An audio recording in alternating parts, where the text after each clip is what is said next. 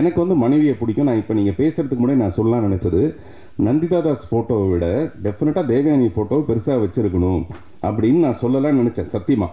ஏன்னா இதே சண்முகத்தோட காதலை இல்லாமல் இது எல்லாரும் என்கிட்ட கேட்டது, அந்த மனைவிக்கும் ஒரு காதல் இருந்திருக்கலாம் இல்லையா? அவங்க சொன்னால் சண்முகம் என்ன ஆயிருக்கிறது இல்லையா? எல்லா மனைவியுமே இல்லை இல்லை, நான் சொல்கிறது உங்களுக்கு இல்லை, வளர்மதிக்கு இல்லை, வளர்மதி இல்லைம்மா, எல்லா மனைவியுமே அவங்களுக்கும் இந்த மாதிரி ஒரு வயசில் காதல் வந்திருக்கலாம். அந்த காதலை வந்து சொன்னால் சண்முகம் தாங்கியிருக்க மாட்டான், அவ்வளோதான், நொறுங்கி போயிருப்பான். இது வரைக்கும் பேசினவங்களிருந்து நான் கொஞ்சம் வித்தியாசப்பட்டு ஒரு நீங்கள் யாரும் எதிர்பாராத ஒரு அதிர்ச்சியான செய்தியை நான் சொல்ல போகிறேன். அதுக்கு முன்னாடி பத்திரிகை மற்றும் ஊடக நண்பர்களுக்கு பணிவான வணக்கமும் உங்களுடைய பொறுமைக்கு என்னுடைய பெருமை மிகு வாழ்த்துக்களும். நீங்கள் வந்தோடனே யோசிச்சிருப்பீங்க, ஏடா தங்கர் பச்சன் சாரே இல்லை இங்கே, எப்படா இந்த நிகழ்ச்சி இவ்வளோ நேரம் எப்படி ஓட்டுறது அப்படின்னு நினச்சிருப்பீங்க நீங்கள். ஏன்னா அவர் தான் பேசினார்னா அப்படி மணிக்கணக்காக பேசுவார். அவரை மாதிரி ஒரு திறமையான ஒரு கதாசிரியரை நான் வந்து சந்தித்ததில்லை. ஏன்னா அவருடைய கதைக்களங்கள் எல்லாமே ரொம்ப ரொம்ப ரொம்ப புதுசாக, அதில் ரொம்ப சரியான விதைங்கிறது இந்த அழகிய கதை.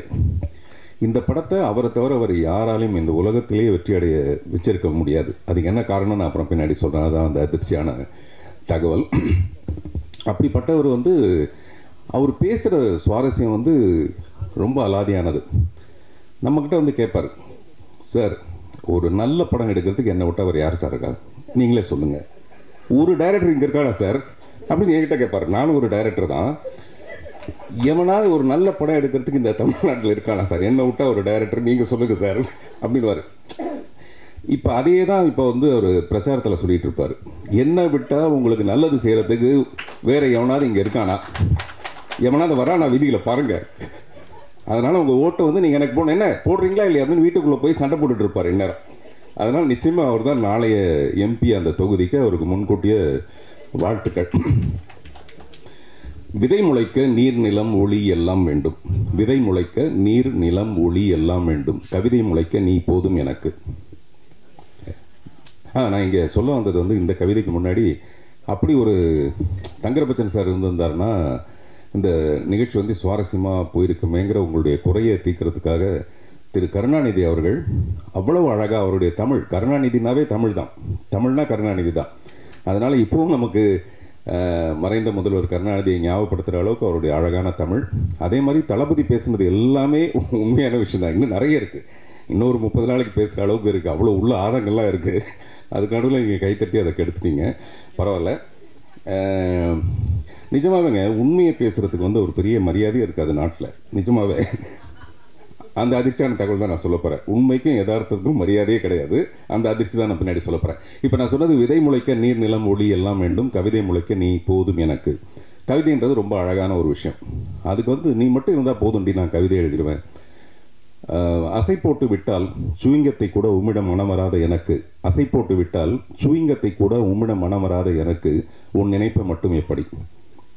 கொஞ்ச நேரம் அப்படி அசை போட்டால் அந்த சுவிங்கத்தை கூட என்னை துப்ப மனசு வரல, ஆனால் உன்னுடைய நினைப்பை நான் எப்படி மிஸ் பண்ணுவேன். இதெல்லாம் அழகான காதல் கவிதைகள். விலக விலக புள்ளி தானே நீ மட்டும் எப்படி விஸ்வரூபம். நம்மளை விட்டு விலகி போச்சுன்னா அது புள்ளியாக மறைஞ்சு போயிடும். ஆனால் நீ மட்டும் எப்படி இன்னும் விஸ்வரூபம் மாதிரி அழகியா மனசுலேயே இருக்க. நம்மளுடைய காதலிக்கெல்லாம் வந்து வேறு வேறு பேர் இருக்கலாம், ஒவ்வொருத்தரும் காதலிக்கிற பெண்ணோட பேர் வேறு எல்லாம் இருக்கலாம். ஆனால் அவங்க எல்லாருக்கும் பொதுவான ஒரு பேர் வந்து அழகிதான். அவளுக்கு பேரெல்லாம் வேறு என்னென்னமோ இருக்கும். அந்த அழகின்றது அவளுடைய அழகை சொல்கிற ஒரு விஷயம் இல்லை, அது இவனுடைய மனசோட அழகு. அது இவனுடைய மனசோட பார்த்தா அந்த பொண்ணு வந்து மிக அழகாக இருப்பாள். அப்படிப்பட்ட ஒரு காதலி. அதே மாதிரி உலகம் பூரா இருக்கிற காதலர்கள் காதலை இன்னமும் எவ்வளவு அழகாக மெய்ப்பிட வச்சுருக்காங்க, காதலை எவ்வளோ மதிக்கிறாங்கன்றதுக்கு ஒரு சரியான சான்று தான் இந்த 22 வருஷம் கழித்து நடக்கிற இந்த அழகிக்கான இன்னமும் எதிர்பார்ப்பு. அதுதான் உண்மை. காதலி வந்து பொய், காதலனோ காதலியோ பொய், பட் காதல் மட்டும்தான் நிஜம். காதலர்கள் தோற்று போகலாமே தவிர காதல் தோற்கவே தோற்காது. அதனால தான் இந்த அழகியும் தோற்கலை. அதுதான் முக்கியமான ஒரு காரணம்.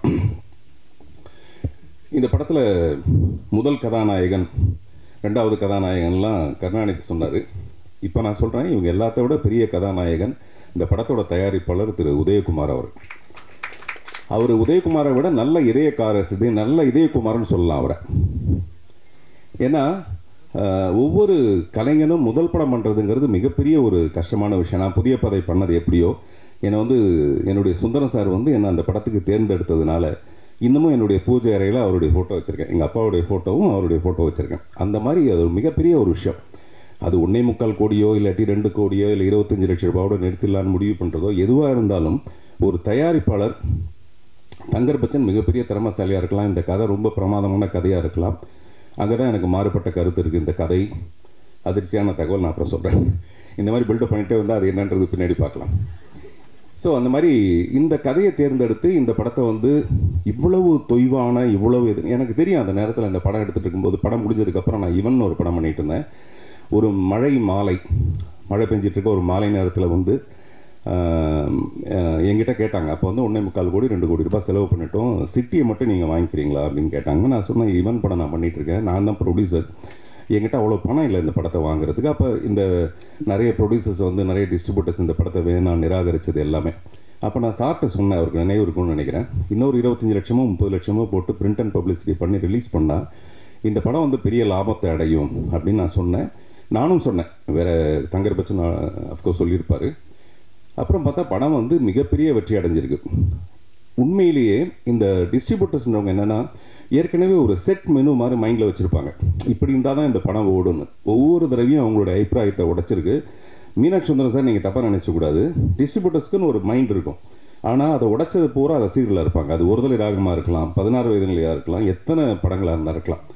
ஆனால் இப்போ மீனாட்சி சுந்தரம் பேசும்போது சொன்னார், அவருடைய வேட்டையாடு விளையாடு 96. நான் சொன்னேன், ரொம்ப அழகாக அதை சொல்லி தொகுத்து கொண்டு அழகில கொண்டு சேர்த்துருக்கீங்க. பிகாஸ் அது ஒரு ஸ்ட்ராட்டஜி, அது கரெக்டான ஒரு ஸ்ட்ராட்டஜி. அவருடைய கருத்து கணிப்பு மிக சரியாக இருக்குங்கிறது, இந்த படமும் அந்த மாதிரி வெற்றி அடையணுங்கிறது. ஸோ மிஸ்டர் உதயகுமார், அவருக்கு பின்னாடி அவருடைய குடும்பம், நிஜமாகவே ஒருத்தர் ஒரு நல்ல விஷயம் பண்ணணும்னா அதுக்கு பின்னாடி குடும்பம், முக்கியமாக மனைவி.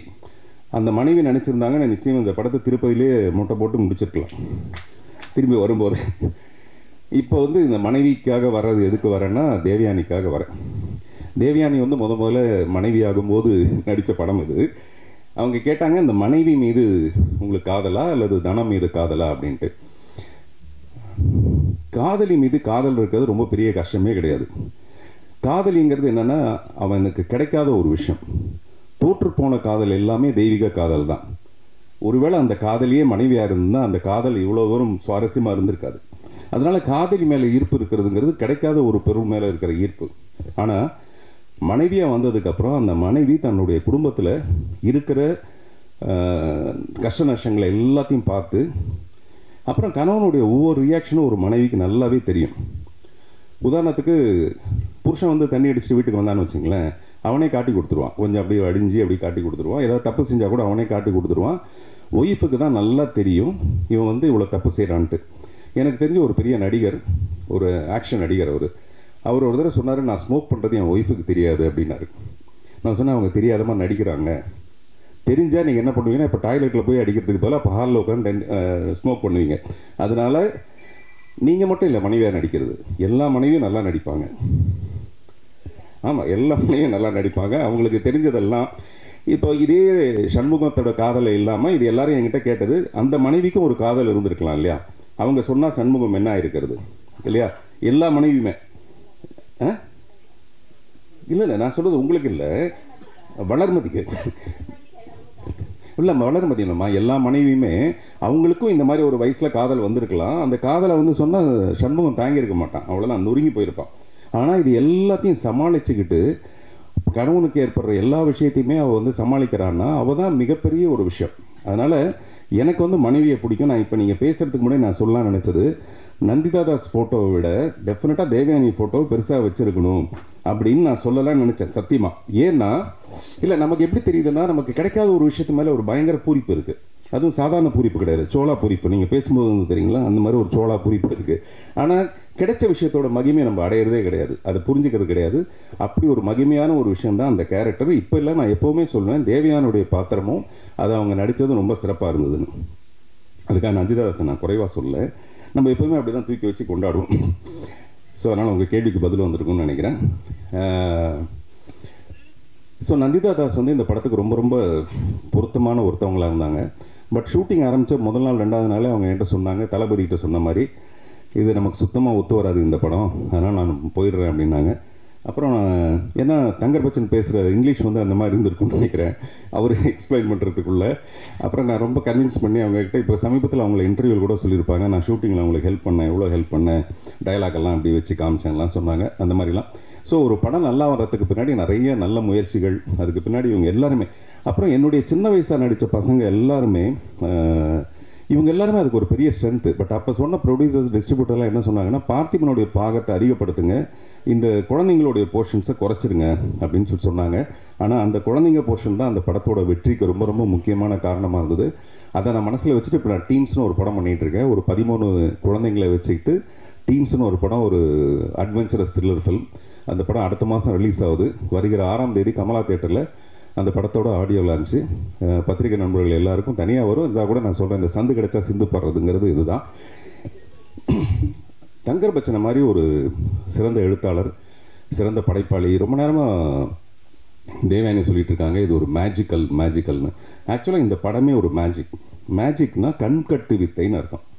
அதாவது நமக்கு கண்ணுக்கு எதிர்க்கவே வந்து இங்கே ட்ரெயின் காணாமல் போயிடும், யானை காணாமல் போயிடும், அதெல்லாம் ஸ்டேஜில் பண்ணி காட்டுவாங்க. அப்படின்னா என்ன அர்த்தம், நம்ம கண்ணை கட்டி விட்டுட்டு பண்ணிடுறது. இந்த கதையும் அந்த மாதிரியான ஒரு விஷயம். எப்படின்னா நம்ம எல்லாருமே எடுத்துக்குவோம், சண்முகம் மாதிரி அவன் ஒரு வெட்டினரி டாக்டர். இந்த விஷயத்தை நான் எதுக்காக சொல்கிறேன்னா, நாளைக்கு படம் பார்க்குற ஆடியன்ஸுக்கு இந்த படம் ஒரு புதுவிதமான ஒரு ட்ரிகர் பண்ணணும். நான் சொல்கிற விஷயமும் படத்தில் இருக்கிற விஷயம் சரியாக இருக்கான்னு பார்க்கறதுக்கான ஒரு புதுசான ஒரு விஷயத்தை ஏற்படுத்தணுங்கிறதுக்காக சொல்கிறேன். மற்றபடி ஏங்குத்தமா உங்குத்தமான்னு அதுக்காக இல்லை. சண்முகம் மாதிரி ஒரு வெட்டினரி ஹாஸ்பிட்டல் டாக்டர் தன்னுடைய பழைய காதலியை பார்த்தா இந்த மாதிரி கொண்டு போய் ஒரு வேலைக்காரியாக சேர்த்துருக்கவே மாட்டான். கரெக்டாக இல்லையான்னு நீங்கள் யோசிச்சு பாருங்கள். ஒரு குடிசை எடுத்து ஒரு தையல் மிஷினை வாங்கி கொடுத்து அங்கே அந்த பொண்ணை கௌரவமாக வச்சுருக்க முடியும் அவனால். ஆனால் இந்த கதையோட போக்கை தங்கர் பச்சன் செஞ்ச விதம் எப்படி இருக்குன்னா, நம்ம எல்லாருக்குள்ளே அந்த காதல்னு ஒரு விஷயம் வந்து எவ்வளோ பெரிய இம்பேக்டை ஏற்படுத்தணும்னா, இதை நான் ஃபஸ்ட் டே ஷூட்டிங்டே கேட்டேன். என்னுடைய வீடு மங்களாவில் ஷூட்டிங் நடக்கும்போது நான் கேட்டேன், இவ்வளோ வசதியாக இருக்கிற ஒருத்தன் எதுக்காக அந்த காதலியை வந்து வேலைக்காரியாக கொண்டு போய் நடராஜன் வீட்டில் சேர்க்கணும், எதுக்காக தனி வீட்டில் வந்து வேலைக்காரியாக சேர்க்கணும், அதுக்கு பதிலாக ஒரு தையல் மிஷினை வாங்கி கொடுத்து கௌரவமாக வச்சுருக்கலாமேன்ட்டு. அப்புறம் அவர் சொன்னார், இல்லை சார், இந்த கதையோட போக்கு காதலியை பற்றினது கிடையாது, ஒவ்வொருத்தரோட மனசில் இருக்கிற காதலை பற்றுது. அப்படின்னா நான் என்ன சொல்ல வரேன்னா, ஒரு யதார்த்தமற்ற ஒரு காதல். இது காதலுங்கிறதே யதார்த்தமற்றது தான், அது வேற விஷயம். அந்த காதல் கதையை இவ்வளவு சிறப்பாக 22 வருஷம் கழிச்சு இந்த படத்தை பற்றி பேச வைக்கணும்னா, அது ஒரு கதாசிரியரான தங்கர் பச்சனை மீறி ஒரு டைரக்டரான தங்கர் பச்சனால் மட்டும்தான் அதை சாதிக்க முடிச்சிருக்கு. இதுதான் நான் சொல்ல வந்தேன். கதையில் இருக்கிற நெருடல்ன்றது நம்ம நல்லா யோசிச்சு பார்த்தோம்னா நமக்கு நல்லா தெரியும். அவளை எப்படியாவது ஒரு இடத்துல கொண்டு போய் ஒரு நல்லபடியாக வாழ வச்சிருக்கலாமே, எதுக்கு போய் இவ்வளோ கஷ்டப்பட வைக்கணும்ன்ட்டு. இது வந்து கதைக்குள்ளே இருக்கிற ஒரு கதாசிரியர்கள் டிஸ்கஸ் பண்ணுற ஒரு விஷயம்.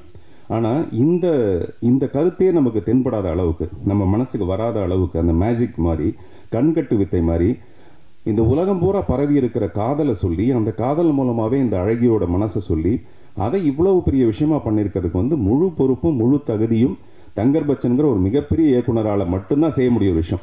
ஒரு சாதாரண கதையை எடுத்து சாதாரணமாக டைரக்ட் பண்ணியிருக்கிறது வேற விஷயம். ஆனால் நான் சொல்கிறேன், இந்த மாதிரியான ஒரு விஷயம் உள்ளே இருக்கும்போது கூட அதை நம்ம கண்ணுக்கு தெரியாத அளவுக்கு அது ரொம்ப சிறப்பான ஒரு படமாக பண்ணது வந்து அவருடைய மிகப்பெரிய ஒரு திறமை. தொடர்ந்து நாங்கள் ஒரு 2-3 படம் பண்ணோம். தொடர்ந்து அவரோட படம் பண்ணணுங்கிறது ரொம்ப விருப்பமான ஒரு விஷயம். அது வந்து அழகியோட வெற்றியிலேருந்து நிச்சயமாக இன்னும் இந்த படத்தில் அதே மாதிரி அழகி 2 பண்ணணுங்கிறது தங்கர் பச்சனுடைய மிகப்பெரிய ஒரு ஆர்வம். அநேகமாக உதயகுமார் சாருக்கு வந்து இந்த படம் வந்து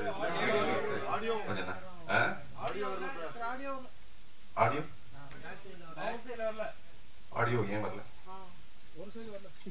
கலெக்ஷன் வரும் நல்லா, ஆடியோ விட கலெக்ஷன் நல்லா வரும் இந்த படத்துல. அதனால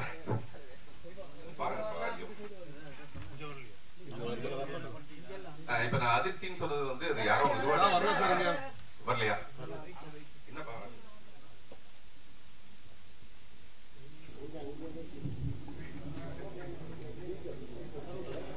ஓகேயா? இப்போ ஓகேயா? சரி, ஓகே. ஸோ அதனால் எதுக்கு சொல்ல வந்தேன்னா, அந்த மாதிரி அழகி ரீரிலீஸில் இந்த படம் ஒரு வெற்றி அடைஞ்சு அழகி 2 இந்த படம் வந்து மாறணும். நந்திதா தாஸ் நேற்று கூட என்கிட்ட ஃபோனில் பேசினாங்க. நிச்சயமாக அந்த அழகி 2க்காக நான் காத்துட்ருக்கேன்னு, நானும் காத்துட்ருக்கேன்றது உதயகுமார் சார் சொல்கிறேன். நான் உங்கள் எல்லாருக்கும் என்னுடைய பணிவான நன்றியும் வணக்கமும். தேங்க்யூ.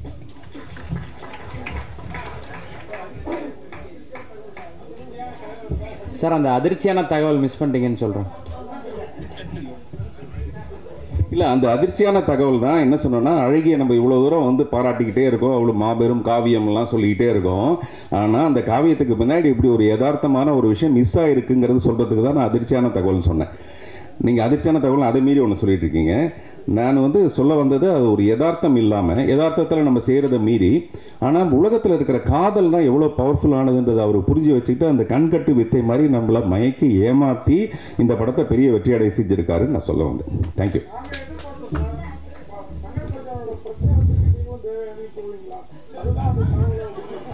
ஓஹோ, நல்ல உங்களுடைய எதிர்பார்ப்பு ரொம்ப நல்லா இருக்கு. நன்றி. Thank you sir. ஏதாவது கொஸ்டின்ஸ் இருந்தால்